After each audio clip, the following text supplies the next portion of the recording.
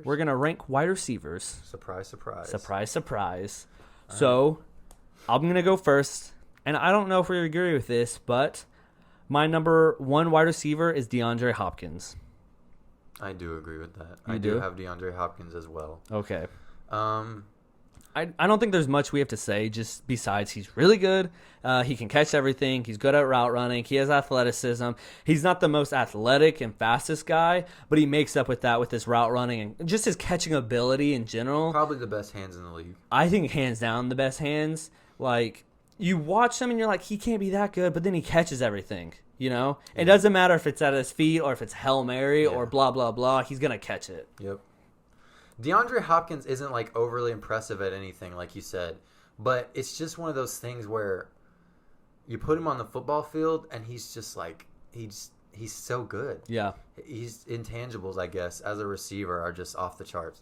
So, not much to say there. Number 2, I have Devontae Adams. I do too. Who has a strong case for the number 1 receiver. I don't put him there just because he's the only receiver in Green Bay, and he plays with Aaron Rodgers. Not that that's a big knock on him. It's just enough to put him at number 2, which is still, it's number 2.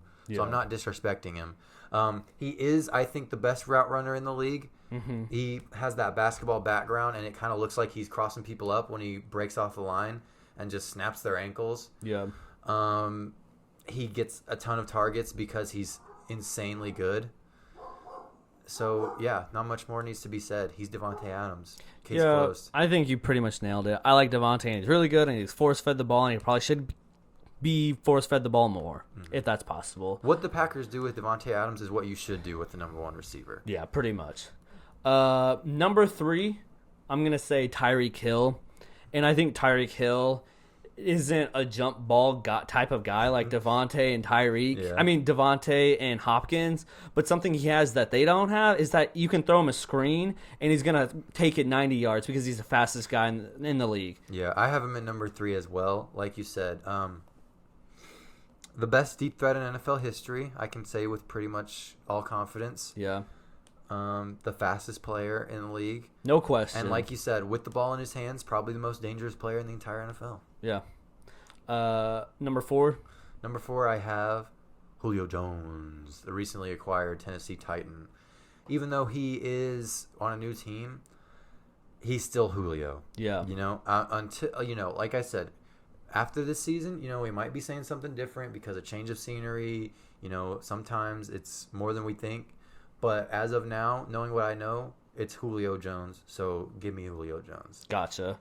This is where we kind of diverge a little bit, and this is shocking for me because I didn't think he'd ever be this high. But at number 4, I have Stefon Diggs, and I didn't think he was going to be this good until last season, and the way him and Josh Allen just formed. And I think he really took Josh Allen's game and elevated it by himself.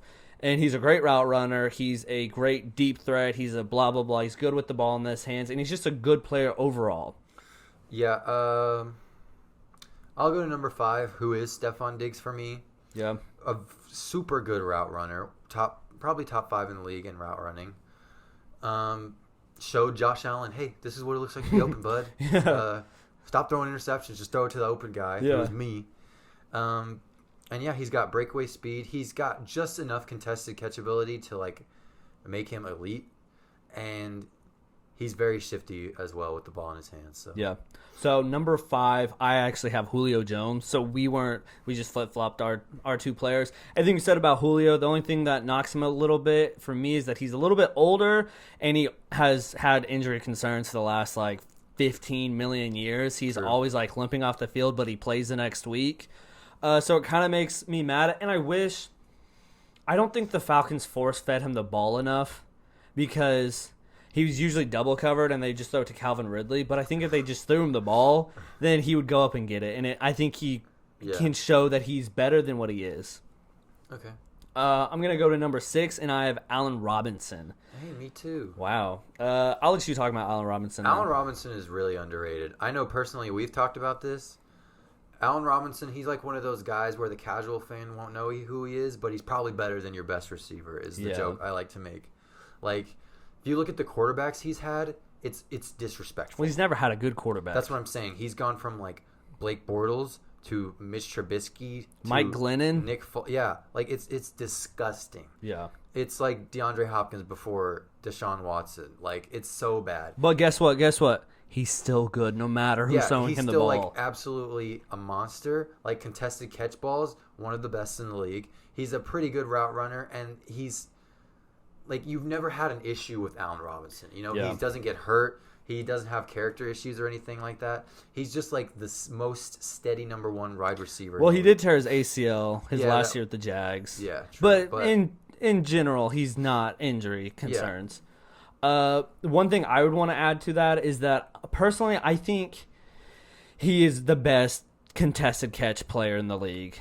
The way he can go up. I mean, some other guys I'm going to throw out there is... I would say Julio. I was going to say Mike Evans. Yeah, He's really good. But I think Allen Robinson, I'm just going to give that edge because we've seen him with bad quarterbacks, and he does the same that Mike Evans does with good quarterbacks, like Jameis Winston. Yeah. Do you want to give your number 7? My number 7 is Amari Cooper. And Amari Cooper, again, is kind of underrated. He was injury prone. Well, he is injury prone, period. That's the only reason he's not higher, probably, is because he's not on the field all the time. He's a fantastic route runner. Probably the second best route runner in the league. I mean, I'm not doing a list of that right now, but he's earned his respect. He's always open if you watch him.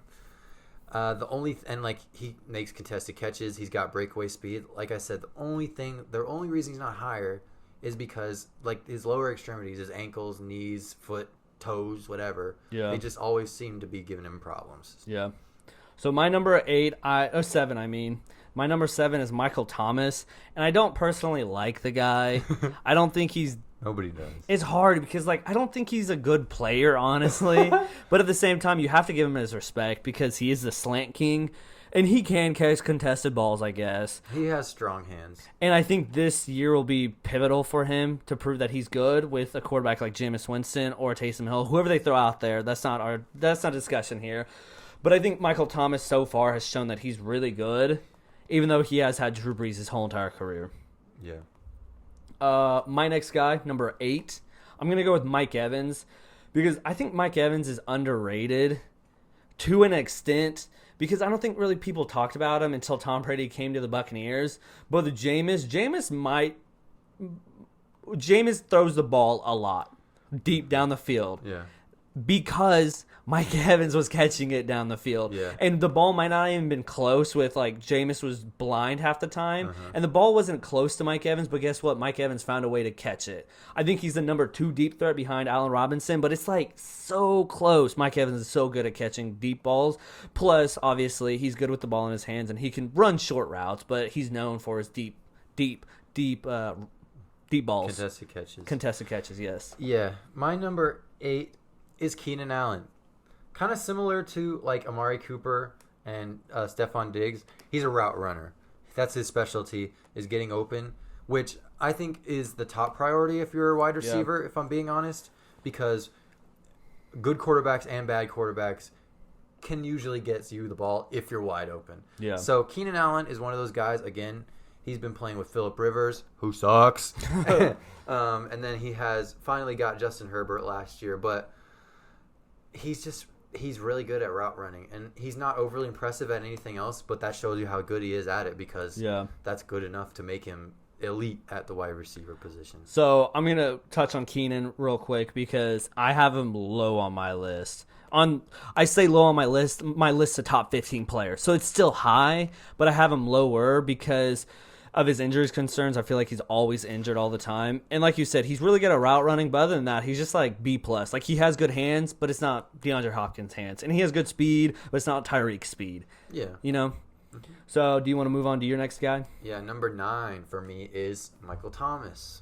Like you just said, he's short route running, fantastic. He's got really strong hands, underrated. So if the ball gets to him, usually he's going to bring it in.